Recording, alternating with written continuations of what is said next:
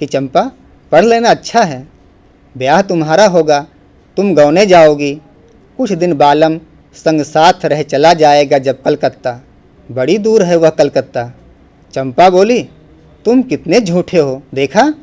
हाय राम, तुम पढ़ लिख कर इतने झूठे हो, कलकत्ता मैं कभी न जाने दूंगी, कलकत्ते पर बजर गिरे। यहाँ त्रिलोचन की कविता का यहाँ काव्यांश ही रखा गया है। आप देख सकते हैं कि यहाँ पर कुछ शब्द लाल से या नीले से हाईलाइट किए गए हैं। इन शब्दों के माध्यम से कहना चाहता हूँ कि कवि ने अक्षर शब्द का प्रयोग किया है, अक्षर नहीं कहा है। चिन्हना, अब चंपा काले काले अक्षर अगर नहीं चिन्हती है तो इसका मतलब उसके लिए अक्षर करिया अक्षर भैंस बराबर। और ये एक गांव की है चंपा भी, आप देखिए कि कोई बनी ठनी हुई या आर्टिफिशियल पात्र नहीं है, वो शहरी नहीं है, पढ़ी लिखी भी नहीं है। और उत्तर भारत में विदेशिया का बहुत पुराना चलन था, और जब गड़िया बैरिन पिया को लिए जाए रे, ऐसे गीत लिखे जाते थे। उस समय इस कविता का विशेष महत्व था, महात्मा गांधी का प्रभाव था। और उस समय में ये कविता, मैंने कहा कि चंपा पढ़ लेना, कवि कहता चंपा पढ़ लेना अच्छा है, ब्याह। इस कविता का महत्व इसलिए भी है, जब वर्ड्सवर्थ ऐसा कहते हैं कि काव्य की भाषा कैसी होनी चाहिए, तो आम बोलचाल की भाषा, गांव से ली हुई जो बात आती है, गांव की भाषा जुड़ी होनी चाहिए। तो मैंने कहा कि चंपा पढ़ लेना अच्छा है, ब्याह तुम्हारा होगा, तुम गौने जाओगी, ये कवि कहता है। कुछ दिन बालम संग साथ रहे चला जाएगा जब कलकत्ता। अब यह शब्द बालम शब्द का प्रयोग किया है। अब ये आज के समय में आप देखिए तो अक्षर, चिन्हती, बालम, हाय राम, तुम पढ़ लिख कर इतने झूठे हो, बजर, इन जो शब्द हैं या वाक्यांश हैं, उनको आप देखिए तो वर्ड्सवर्थ की वह बात बिल्कुल सच प्रतीत होती है। चंपा बोली, तुम कितने झूठे हो, देखा? हाय राम। अब ये हाय राम जो शब्द हैं, वो एक पढ़ा लिखा सोफिस्टिकेटेड आदमी होगा, वो इस तरह से नहीं कहेगा।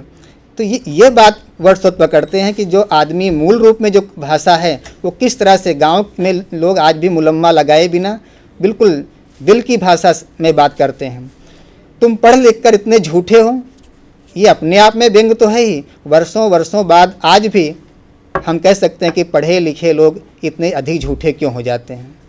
कलकत्ता मैं कभी न जाने दूंगी, कलकत्ते पर बजर गिरे। यहाँ पर कवि ने वज्र शब्द का प्रयोग नहीं किया है, क्योंकि चंपा अनपढ़ है और चंपा बजर ही कहेगी, इसलिए जो उसकी बात निकली है अंदर से, तो कलकत्ते पर बजर गिरे। अभी कलकत्ता महानगर के प्रतीक रूप में आया है या अन्य बातें, ये अलग बात हैं। लेकिन इस काव्यांश के माध्यम से मैं ये कहना चाहता था कि वर्ड्सवर्थ जो कहते हैं कि काव्य भाषा कैसी होनी चाहिए, तो काव्य भाषा का एक सुंदर उदाहरण सिर्फ छायावादी कविता के माध्यम से नहीं रखा जा सकता है। प्रगतिशील कविता त्रिलोचन की इस चंपा काले काले अक्षर नहीं चिन्हती, इसके द्वारा भी रखा जा सकता है। आगे काव्य के प्रयोजन की चर्चा करते हुए कवि कहते हैं, महाकवि शिक्षक भी होता है। महाकवि काव्य के माध्यम से जनहित करता है। दूसरी बात आती है कि आनंद अनुभव के माध्यम से दी गई शिक्षा ही सार्थक होती है। वर्ड्सवर्थ यहाँ प्रयोजन स्पष्ट करते हैं कि महाकवि सिर्फ कविता लिखता है, ऐसी बात नहीं। और हमारे यहाँ भी देखा जाए तो आदि कवि वाल्मीकि हैं, वो एक प्रकार से शिक्षक भी हैं, क्योंकि लव और कुश को शिक्षा देने का कार्य वही करते हैं। तो महाकवि शिक्षक भी होता है। महाकवि काव्य के माध्यम से जनहित करता है। जरूरी नहीं है कि हम झंडा लेकर इस तरह से निकल पड़ें। बात महाकवि जो होते हैं, बड़े कवि होते हैं। अब ये महाकवि या बड़े कवि या अच्छा कवि जो होता है, वो कविता के माध्यम से किस तरह से अपनी बात कहता है। हम धूमिल को याद करें और उनकी प्रसिद्ध कविता, एक आदमी रोटी बेलता है, एक आदमी रोटी खाता है, एक तीसरा आदमी भी है जो न रोटी बेलता है न रोटी खाता है, वह रोटियों से खेलता है। मैं पूछता हूँ यह तीसरा आदमी कौन है? मेरे देश की संसद मौन है। कवि को जो कहना था उसने कह दिया। जरूरी नहीं है कोई झंडा लेकर के रोड सड़क पर आ जाए, अनशन करने बैठ जाए, लेकिन कवि किस तरह से शिक्षा की बात करता है, ये धूमिल की इस कविता में या धूमिल की जो दूसरी कविताएं आती हैं कि कविता में जाने से पहले मैं आपसे ही पूछता हूँ, ये कविता है। या मेरे देश की संसद एक ऐसी घानी है जिसमें आधा तेल है आधा पानी है। कवि को जो कहना है वो तो कहता ही है। इसके आगे की बात है आनंद अनुभव।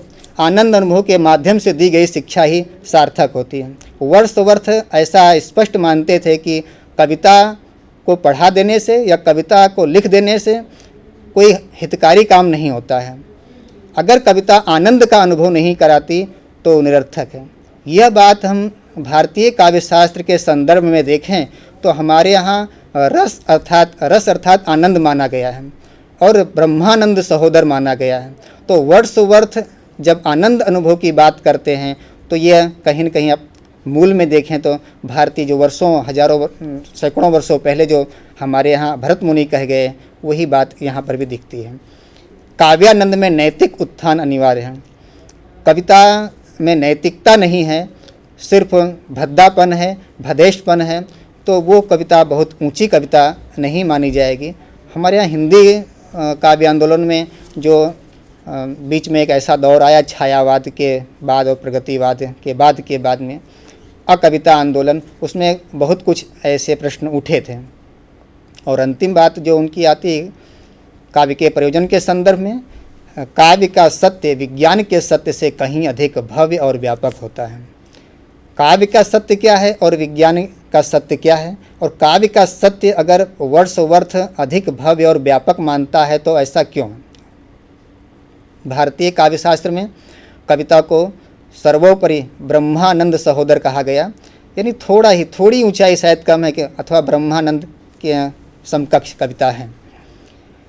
कोई वैज्ञानिक शोध होती है, बड़ी से बड़ी उपलब्धि हासिल की जाए तो वो एक ब्रह्मांड का एक हिस्सा ही, मान लीजिए कि तकनीकी क्षेत्र में हवाई जहाज़ की शोध होती है तो वो हवाई जहाज़ तक ही सीमित है। लेकिन जो सत्य की शोध होती है और जो जनहितकारी ऐसी बातों की शोध कवि करता है तो वो बात है वो समग्र मानव जाति के लिए। कविता में जो बात आती है समग्र मानव जाति के लिए होती है, जो विज्ञान की जो बात आती है समग्र मानव जाति के लिए होते हुए भी वो किसी एक ही जगह सीमित रह जाती है। तो काव्य का सत्य परम सत्य है और विज्ञान का सत्य आंशिक सत्य है, ऐसा शायद वर्ड्सवर्थ का कहना रहा होगा। इसके बाद काव्य भाषा की बात आती है। काव्य भाषा के बारे में चर्चा कर रहे हैं राजित जी। सबसे पहले तो अभी डॉक्टर साहब ने जो काव्य प्रयोजन की बात की, तो काव्य प्रयोजन में क्या है कि एक और मैं बात उसमें कहना चाहूँगा कि कवि ने काव्य प्रयोजन के बारे में एक चीज़ और लिखा कि कविता जो है वो उसका काम आनंद देना है। अब वो आनंद देना है तो कैसे आनंद देना, जैसे उन्होंने कहा कि भाई कवि जो है वो वैज्ञानिक जो होता है, दोनों का काम क्या है, सत्य का खोज करना। अब सबसे पहले तो वैज्ञानिक जो सत्य खोज करता है तो उसमें कहाँ आनंद आता है, और कवि जो आनंद लेता है वो अपनी कविता में वो कैसे होता है, तो वो हम उसमें बहुत बढ़िया बताया उन्होंने कहा कि जैसे कवि है, कवि कोई चीज़ लिख रहा है तो आनंदित तो हो रहा है, लेकिन उसको पढ़ने वाले ऐसे हजारों लाखों करोड़ों लोग जब पढ़ते हैं तो कवि का जो आनंद उसने उठाया है वो सारी की सारी चीज़ें उन लोगों तक पहुंचती है और वो लोग पाठकगण जो हैं वो उसका आनंद लेते हैं। वैज्ञानिक जो है वो कोई खोज कर रहा है, वो खोज करने का जो आनंद है वो उसको अपने तक ही उसको सीमित रखता है, वो उसी को आनंद मिलता है। खोज करने का आनंद दूसरे को नहीं मिलता, वो कवि को ही मिलता है, वैज्ञानिक को ही मिलता है। जबकि कविता में जो आनंद होता है वो सारे के सारे पाठक को मिलता है। ये सबसे बड़ी बात है, इसलिए उसने कहा कि भाई कविता जो है वो हर चीज़ से बड़ी है इन सब चीज़ों से। तो अब आते हैं उस मुद्दे पर जो डॉक्टर साहब ने कहा कि सबसे पहले मेरा उद्देश्य जो है वो कविता के मतलब इसके बारे में एक चीज़ कहूँगा कि मेरा उद्देश्य मानव मात्र की भाषा को चुनना है। और रही भाषा की बात, तो भाषा में छंदोबद्ध रचना, भाषा में ना तो कोई तात्विक अंतर है ना तो हो सकता है। काव्य भाषा जन साधारण की भाषा है। अगर सीधी सीधी भाषा में कहें तो यूँ कह सकते हैं कि तुम जमाने के राहों से होकर आए, रास्ता सीधा था मेरे दिल का। अर्थात ये जो शहरी जीवन जो चिकनी चुपड़ी बातें होती है, जो वो जिसे कहते हैं चिकनी बातें, या फिर गोल मटोल करके सीधे अपने पात्रों के माध्यम से कहलवाना कोई काल्पनिक बात होती है, तो वो चीज़ छोड़ करके सीधे सीधे वो मूल व्यक्ति के पास जाना चाहता, क्योंकि कवि जो होता है वो मानव होता है, और मानव जो है वो कवि जो है वो जो लिखता है वो मानव के लिए ही लिखता है। इसलिए काव्य भाषा जनसाधारण की भाषा का चुना हुआ रूप होता है। उसमें भाव गंभीरता होनी चाहिए और क्षणों में जो चयन होना चाहिए, संवेग जो है घनीभूत होने चाहिए। तो ये सारी चीज़ें कवि उसमें बताता है। काव्य भाषा जनसाधारण की भाषा से क्या फ़र्क पड़ता है? कोई भी इंसान हो कि असली वास्तविक भाषा जिसे कहते हैं, वास्तविक भाषा। और आप लोकगीत देखिए, कोई भी लोकगीत में आप जाएंगे तो आपको लगेगा कि सबसे ज़्यादा प्रसिद्ध अगर कोई गीत है तो वो लोकगीत है, जो वर्षों से कितने लोग तो कई लोकगीत ऐसे होते हैं किसी ने लिखा हुआ नहीं देखा होगा लेकिन उसको सुना होगा, और वो आज भी अस्तित्व में है और पता नहीं कब तक रहेगा। यानी उसका असर आप देखिए कि वो क्यों लोकगीत क्यों इतना मशहूर है, इतने लोकप्रिय क्यों है, क्योंकि उसके पीछे का कारण यही है कि वो लोकगीत है, लोगों के से जुड़ा हुआ है, इसलिए वो आज भी उसका अस्तित्व है। तो ये सारी चीज़ें जो है जो भार देता है वर्ड्सवर्थ कि भाई लोक शब्दों का उपयोग होना चाहिए, लोक बोली का उपयोग होना चाहिए। निम्न का मतलब ऐसा नहीं होना कि वो नीच या ऐसा कोई अर्थ नहीं है। निम्न का मतलब वो लोग जो मौलिक रूप से उस जगह से जुड़े हैं, उनकी जो अपनी बोली है, ओरिजिनल बोली है, उससे जुड़ा होना चाहिए। और यही सारी बातें वो भाषा के लिए कहता है। दूसरी बात है भाषा आम आदमी की भाषा होती है, जैसे साधारण और प्राकृतिक भाषा।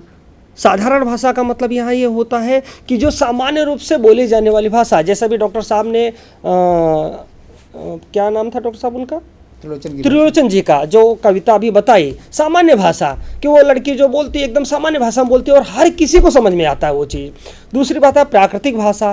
प्राकृतिक भाषा यानी नैसर्गिक चीज़ का उपयोग होना चाहिए, उसमें कृत्रिमता नहीं होनी चाहिए, आर्टिफिशियलिटी नहीं होनी चाहिए। परमार्जित, तेज, पूर्ण या नकली भाषा का उपयोग करने से बिल्कुल मना करता। वो कहता कि नहीं, ये सारी भाषाएं जो है कविता का जो वास्तविक रूप है वो नहीं दर्शाती हैं, इसलिए मन में नहीं उतरेगी। मन में अगर उतारना है तो सीधे सीधे चले जाओ, जैसा मैंने अभी कहा ना कि तुम जमाने के राहों से होकर आए, रास्ता सीधा था मेरे दिल का, यानी सीधी सीधी बात कही आप, सीधी सीधी समझ में आएगा आपको। तो ये, और दूसरी बात उसने कहा कि अलंकार या फिर रूपक, उपमा, इन सारे चीज़ का उपयोग क्या होता है, भटका देती है।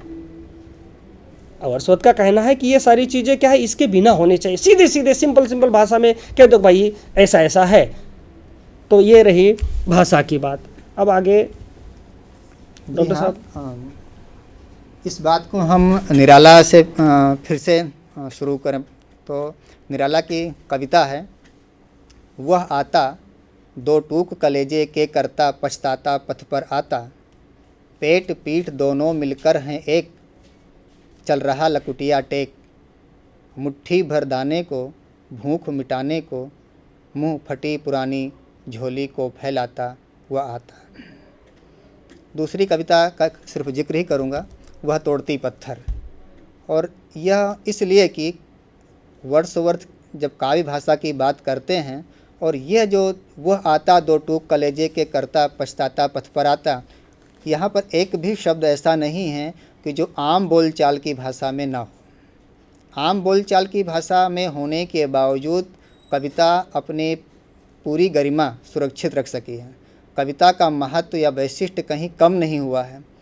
अब ये निराला जैसा बड़ा कवि ही ये पूरी, जिसमें जन्मजात प्रतिभा है, जिसमें जन्मजात प्रतिभा नहीं है, मेहनत करके या लंबी चौड़ी कथा कहानी सुन करके या गुरुओं के पास बैठ करके जो हासिल करता है, तो टारगेट उसका लक्ष्य तो वही रहता है कि मुझे निराला बनना है, मुझे महाकवि वर्ड्सवर्थ बनना है।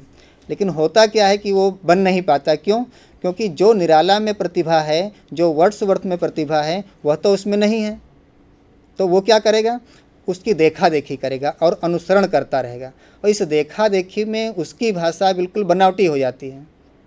इस बात को हम दूसरे संदर्भ में भी समझ सकते हैं। पंत का जन्म अल्मोड़ा कौसानी प्रकृति की गोद में हुआ और वो वहाँ की प्रकृति को, सुषमा को अपनी निगाहों से देखा और उसका उन्होंने अपनी कविता में जो प्रयोग किया है वो देखते ही बनता है।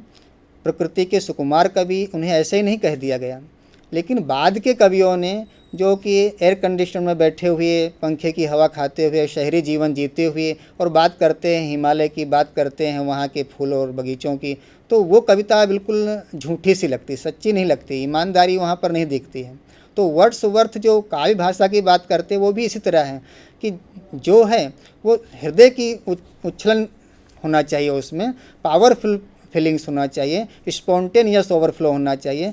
तो ये जो बात आती है, आप निराला को लें, पंत को लें या बाद के कवियों को लें, तो जो वर्ड्सवर्थ ने काव्य भाषा संबंधी बात की है भारतीय संदर्भ में देखें तो ऐसे कवियों में वो बात दिखाई देती है। अगली बात आती है जो है कल्पना तत्व की। वर्ड्सवर्थ और कालरिज दोनों ने मिल करके बहुत अच्छा कार्य किया। वर्ड्सवर्थ और कालरिज जर्मन दार्शनिक कांट से प्रभावित थे। कांट की ऐसी मान्यता थी कि मन हमेशा सक्रिय रहता है। साधारण प्रत्यक्षीकरण जो परसेप्शन है तब भी मन सक्रिय रहता है, यानी हम सोते हों, जागते हों या किसी भी अवस्था में हों, हम कुछ ना कुछ हमेशा सोचते रहते हैं। और इस सोचने की बात जो आती है वो ज़रूरी नहीं है कि हम जानबूझ करके कुछ करें, अनजाने में बहुत कुछ होता रहता है। तो जो कांट कहते हैं कि मन हमेशा सक्रिय रहता है, जो प्रत्यक्षीकरण है यानी परसेप्शन है उसका उन्होंने 3 स्टेप्स बताए हैं। एक भावानुभूति यानी सेंसिबिलिटी। भावानुभूति क्या है? तो कहते हैं मन की सहज प्रक्रिया है। फिर बोलते हैं बोध। बोध मतलब अंडरस्टैंडिंग यानी समझ क्या है। तो बोध से पदार्थ के कारण, गुण और परिणाम का ज्ञान होता है। कोई चीज़ है तो उसका कारण क्या है, उसके गुण क्या हैं और इसके परिणाम क्या आएगा। अब ध्यान देने की बात है कि परिणाम जो होता है समय स्थान सापेक्ष होता है। इस तीसरी बात जो आती है, भाव और बोध के समीकरण के लिए कल्पना शक्ति आवश्यक है और उन्होंने तो कल्पना ही सृजन शक्ति है, यानी ऐसा कांट मानते हैं